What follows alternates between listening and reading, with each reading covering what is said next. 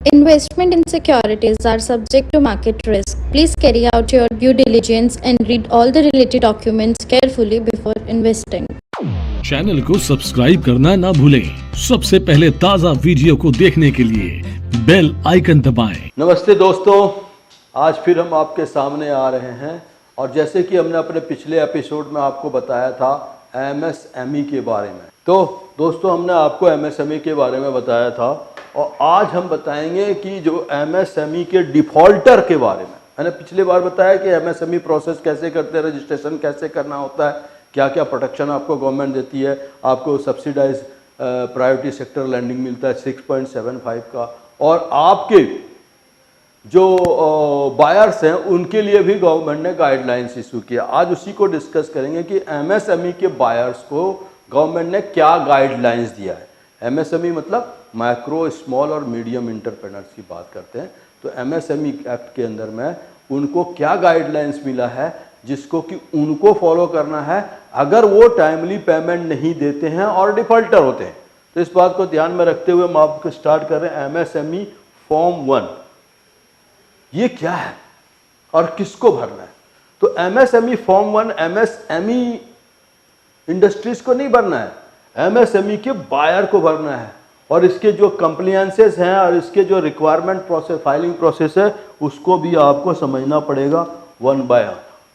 So MSME form is basically ये वो form है जो कि जो बायर्स हैं, एमएसएमई के जो बायर हैं, जो डिफॉल्टर हैं, जिन्होंने खरीदा है उनसे माल लेकिन टाइमली उनको पेमेंट नहीं किया।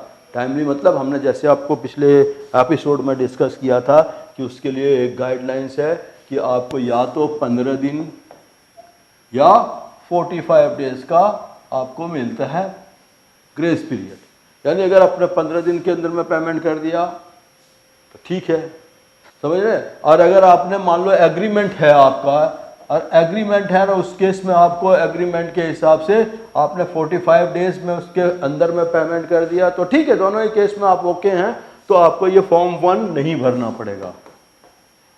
फॉर्म 1 जो है आपको फिल नहीं करना पड़ेगा। लेकिन अगर 45 दिन से ज़्यादा पेमेंट हो जाता है, डिले हो जाता है, लेट हो जाता है, और तो उस केस में आपको ये फॉर्म भरने पड़ेंगे जो कि एमएसएमई फॉर्म 1 है। और ये गाइडलाइन 2019 से चली आ रही है, आज से नहीं। हाँ, इसमें कुछ अमेंडमेंट जरूर किया गया 2025 में, दैट विल डिस्कस हियर। तो ये as per the MCA guidelines अगर आप किसी एमएसएमई सेक्टर्स के बायर हैं तो आपको जो है आपका पेमेंट टाइमली देना है, और अगर नहीं देते हैं तो किस पर्पस से आपने रोका है उसका पेमेंट, इसका ट्रैकिंग गवर्नमेंट करेगी। Government will do this tracking. तो पेमेंट का ट्रैकिंग देखना है रजिस्ट्रेशन प्रोसेस को ध्यान में रखते हुए। So will see it over there. और आइए हम आगे आपको बताते हैं एमएसएमई फॉर्म में करना क्या है।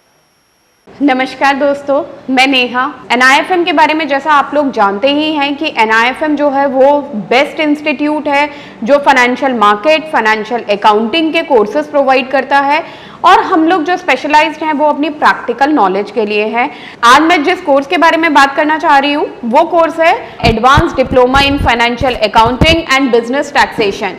जी हाँ, अकाउंटिंग सेक्शन में अपना करियर बनाने के लिए आपके पास बहुत सारी अपॉर्चुनिटीज हैं। आज हर एक कंपनी 2 से 3 अकाउंटेंट को रिक्रूट करती है, और अगर हम बात करें बड़ी बड़ी कंपनीज की तो पूरे अकाउंट्स की एक टीम होती है। हर सेक्शन के लिए, हर डिवीजन के लिए अलग अलग इंसान की जरूरत होती है। तो वो इंसान आप क्यों नहीं है, आप वो इंसान तभी बन। This form should be filed by those register under the company act. उनको फॉलो करना है। किसका? ये फॉर्म को फॉलो करने के लिए अगर आपकी कंपनी, जैसे मान लीजिए, हम आपको थोड़ा सा ब्रीफ यहाँ करना चाहेंगे। मान लीजिए आप एमएसएमई के बायर हैं, एमएसएमई से आपने परचेज किया, एमएसएमई से आपने परचेज किया, आपने 15 दिन के अंदर अगर आपका एग्रीमेंट है तो नहीं है तो आप 15 दिन के अंदर में 15 डेज के अंदर में पेमेंट करेंगे। और अगर आपका एग्रीमेंट नहीं है तो एग्रीमेंट है तो आप 45 दिन के अंदर में उनको पेमेंट करेंगे। और मान लीजिए आपने ये 45 दिन के अंदर में पेमेंट करने में या आप फेल हो गए, तो उस केस में ये चेक किया जाएगा कि जो आप हैं, यानी जो आप रजिस्टर्ड पर्सन हैं, क्या आप एमसीए गाइडलाइंस को फॉलो करते हैं, यानी आपने कंपनी रजिस्ट्रेशन एक्ट 2013 या 1956 या 2013 के अंदर में आप रजिस्टर्ड हैं कि नहीं। अगर आप रजिस्टर्ड है कंपनी में तो आपके एमसीए गाइडलाइंस के हिसाब से आपको ये प्रोसेस को फॉलो करना होगा। और वो प्रोसेस क्या है? फाइल बाय द कंपनी, आपको ये फॉर्म भरना पड़ेगा। ये हाफ ईयरली है, जब भरेंगे ये हाफ ईयरली भरेंगे तो ये 2 बार साल में आपको भरना पड़ेगा। तो ये एक्चुअली इस फॉर्म को आपको भरना पड़ेगा, जिसकी कि आपको बताना पड़ेगा कि मेरे जो एमएसएमई के पेमेंट हैं, जो मैं एमएसएमई को पेमेंट कर रहा हूँ, वो पेमेंट 45 डेज तक नहीं करने का रीजन क्या है, या आपका कौन कौन सा पेमेंट है जो 45 डेज को क्रॉस कर जाता है, और हर एक के अगेंस्ट में आप उसका रीजन बताएंगे कि किस वजह से ये हमारा पेमेंट डिले होगा। मे भी कैश क्रंच था आपके पास भी, या आपका प्रोडक्ट मार्केट में फ्लॉट नहीं हुआ, या कोई क्या कहते हैं नेचुरल कैलेमिटीज़ आ गया, या कोई और वो रीज़न है, तो आपको उस रीजन को डिक्लेयर करना पड़ेगा गवर्नमेंट को, तो भी जाके गवर्नमेंट शायद आपको अप्रूवल देगी। नहीं तो फिर आपको उसके लिए, अच्छा ये ऐसा क्यों करने जा रही है गवर्नमेंट? क्योंकि गवर्नमेंट को चाहिए transparency in the work with MSME. तो जो एमएसएमई के यूज़र हैं उसके साथ आप कैसे बर्ताव करते हैं, कैसे आप बिहेवियर करते हैं, उसका एक ट्रैक रिकॉर्ड रखने जा रही है गवर्नमेंट। तो गवर्नमेंट क्या है, उसकी ट्रांसपेरेंसी रख रही है कि क्या एमएसएमई का कैश फ्लो हो रहा है कि नहीं। ऐसा तो नहीं कि उसका जो है पेमेंट रुक जाने की वजह से उसके जो है रेवेन्यूज़ नहीं आ रहे हैं, और रेवेन्यूज़ नहीं आने की वजह से वो अपने एम्प्लॉयज़ को पेमेंट नहीं करने रहे, तो एमएस नहीं करेंगे तो थोड़े दिन में वो सिक इंडस्ट्रीज घोषित हो जाएंगे। सिक हुआ तो गवर्नमेंट को फिर सब्सिडी देना, ब्ला ब्ला ब्ला, बहुत सारी चीज़ें, प्रोसेस को फॉलो करना पड़ेगा।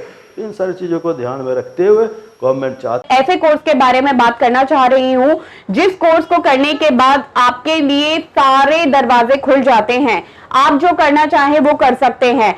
आप इस फील्ड में जॉब करना चाहें, आप जॉब कर सकते हैं। आप अपना खुद का ब्रोकिंग हाउस ओपन करना चाहें, आप अपना ब्रोकिंग हाउस ओपन कर सकते हैं। आप सेल्फ ट्रेडिंग करके पैसा कमाना चाहें, आप वो कर सकते हैं। आप फ्रीलांसिंग करना चाहें, वो कर सकते हैं।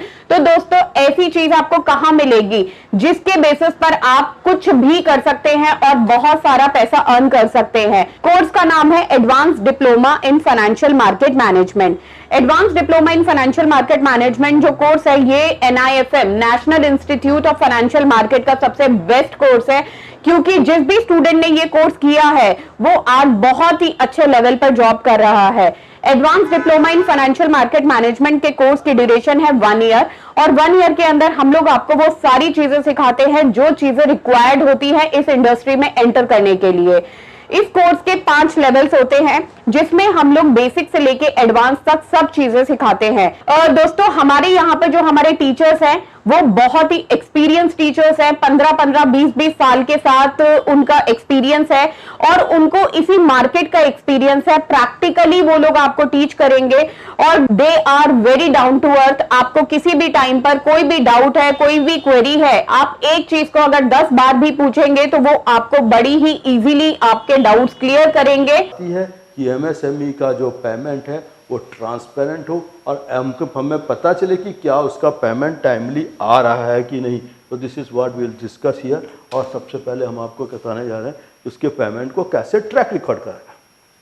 Applicable to the all public या प्राइवेट कंपनीज, LLP के साथ जो रजिस्टर्ड है under company registration act, is not applicable to the rest all buyer. Supplier is not registered under this MSME act, उसके लिए नहीं है। और not applicable to the payment within 45 days. अगर आपने 45 दिन में पेमेंट कर लिया तो फिर इसकी जरूरत नहीं। अच्छा, सरकार क्या करेगी इस फॉर्म का? जरा सोचिए, मैं बताऊंगा। सरकार ये करने जा रही है कि इस फॉर्म के हिसाब से जो जो आपके डिफ़ॉल्ट पेमेंट है, क्या आप उसका भी एक्सपेंसेस दिखा रहे हैं अपने प्रॉफिट लॉस अकाउंट में? अगर नहीं दिखा रहे हैं तो ठीक है, अगर दिखाया तो फिर आपको ये उसके लिए भी बुला लिया जाएगा, आपके टैक्समैन आपको कॉल करेंगे। Information is required by the government which will disclose that whatever is the payment you have not given to the MSME, उसके बारे में एक डिस्क्लोजर चाहिए। वो डिस्क्लोजर में हम क्या कहते हैं, तो उसके अंदर में आपका नाम होगा, आपका पैन नंबर होगा, आपका MSME रजिस्ट्रेशन नंबर होगा, अमाउंट ड्यू यानी जो जिस बंदे का आपने पेमेंट रोका है उसका नाम, उसके इंडस्ट्रीज का नाम, उसका पैन नंबर, उसका MSME रजिस्ट्रेशन नंबर और date on which the payment is due, जिस डेट में आपका पेमेंट ड्यू हुआ वो, और रीज़न क्यों ऐसे ड्यू हुआ। यानी अगर आप इसको देखेंगे तो MCA के पोर्टल पे इसका एक फॉर्मेट भी है, ये एक्सेल में, तो एक्सेल में आप उसको देख सकते हैं और यहाँ से इसको आप चेक कर सकते हैं। ये फॉर्मेट में ये सारी चीज़ें हैं, तो आपको रीज़न भी बताना हो why the payment is not made to the MSME। तो इससे देखा हमने, और ये आपको साल में 2 बार फाइल करना है। एक हो गया आपका अक्टूबर टू मार्च जो कि आपको 30 मार्च को फाइल करना है, दूसरा है अप्रैल टू सितंबर यानी आपको 31 अक्टूबर को, यानी साल में 2 बार ये फॉर्म भरना है। अगर आप डिफ़ॉल्टर हैं तो, अगर नहीं है तो कोई बात नहीं, ये फॉर्म नहीं भरेंगे तो चलेगा। लेकिन अगर आपने किसी का 45 दिन से किसी MSME सप्लायर का पेमेंट 45 दिन से ज़्यादा अपने पास रख लिया तो उस केस में आपको ये भर के देना है गवर्नमेंट को। गवर्नमेंट क्या करेगी, अगर आप डिफ़ॉल्टर हो जाएंगे तो आपको उसके इंटरेस्ट जो, क्योंकि MSME पे इंटरेस्ट क्या है 6.75% पे मिलता है ये, क्योंकि ये प्रायोरिटी सेक्टर लैंडिंग से उसको हो रहा है। प्रायोरिटी सेक्टर लैंडिंग में रेट ऑफ इंटरेस्ट कम होता है, लेकिन आप अगर इसके डिफ़ॉल्टर हैं तो इसका 3 गुना 3 फोल्ड आपको भरना पड़ेगा, यानी आपका टैक्स रेट हो जाएगा 20.25%। इतने परसेंट आपको, सॉरी टैक्स कहते हैं, इंटरेस्ट देना पड़ेगा। और ये RBI गाइडलाइंस है जिसको कि आपको फॉलो करना है। और इसको मॉनिटर कौन कर रहा है, तो ये इसको मॉनिटर कर रहा है आपका MCA गाइडलाइंस के हिसाब से, और ये चीज़ें MCA चेक करेगी तभी आपको अलाउ करेगा वो एक्सपेंसेस, वरना वो एक्सपेंसेस आप नहीं यूज़ कर पाएंगे। तो विल सी दैट, तो ये प्रोटेक्शन है MSME को। तो अल्टीमेटली हम ये कहना चाहते हैं कि MSME फॉर्म 1 जो है इसके कंप्लायंसेस उसके लिए ज़रूरी है जो कंपनी रजिस्टर्ड है under the company registration act में, और जिसके गाइडलाइंस के हिसाब से उनको डिक्लेयर करना है कि ये पेमेंट किस वजह से रहा। देखो बिजनेस है, ये तो नहीं है कि हार्ड एंड फास्ट है, लेकिन अगर आपको ये पेमेंट किस वजह, सही जेन्युइन रीज़न आपने दे दिया और डिपार्टमेंट आपके या अथॉरिटी आपके आंसर से सेटिस्फाइड है तो वो शो किया, नहीं है तो फिर आपको ये सारी चीज़ें भरनी पड़ेगी और ये सारी चीज़ें आपको पूरा करना पड़ेगा। तो I think I have cleared you. पहले तो MSME रजिस्ट्रेशन कैसे होता है और क्या प्रोसेस है, और दूसरा हमने आपको बताया कि MSME के डिफ़ॉल्टर के लिए फॉर्म 1 भरना क्यों ज़रूरी है और ये फॉर्म 1 में क्या क्या चीज़ें भरना है। तो दोस्तों ये है हमारे इन्फॉर्मेशन अबाउट द MSME, और भी हम आगे चलाएंगे। हम तो हम बहुत जगह कलेक्ट करते हैं इन्फॉर्मेशन ताकि आप अच्छी तरह से इसका हम आपको इनपुट दे सकें और आप इसका प्रॉपर यूटिलाइजेशन करके अपने बिजनेस को मल्टीफोल्ड ग्रो कराएं। So that's is what I to the ends here. Thank you for being with this.